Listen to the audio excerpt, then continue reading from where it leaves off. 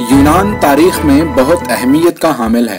جب سے یہ یورپ میں آیا تب سے اب تک اچھے دور سے گزرا۔ اس میں تارکین وطن کی بڑی تعداد موجود ہے۔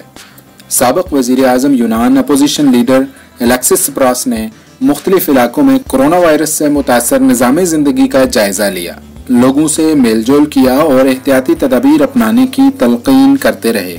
پبلک مقامات پر بلا وجہ نہ جانے کی تلقین کرتے رہے۔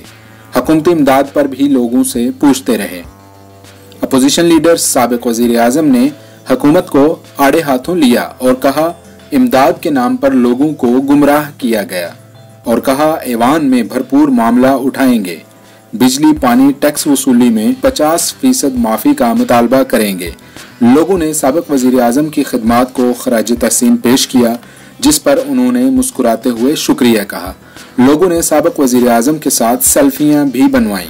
دوسری طرف یونان کے وزیر اعظم میچوتاکی نے مختلف علاقوں میں کرونا وائرس کی وجہ سے نظام زندگی کا جائزہ لینے کے لیے وزٹ کیا۔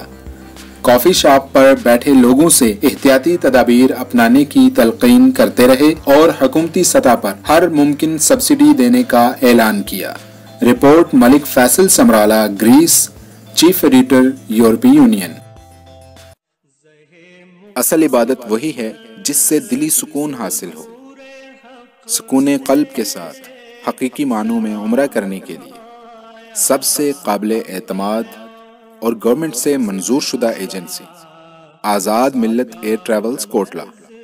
14، 21 اور 28 دن کے عمرہ پیکیجز، تمام ایئر لائنز کے ٹکٹس اور وزٹ ویزا سروسز۔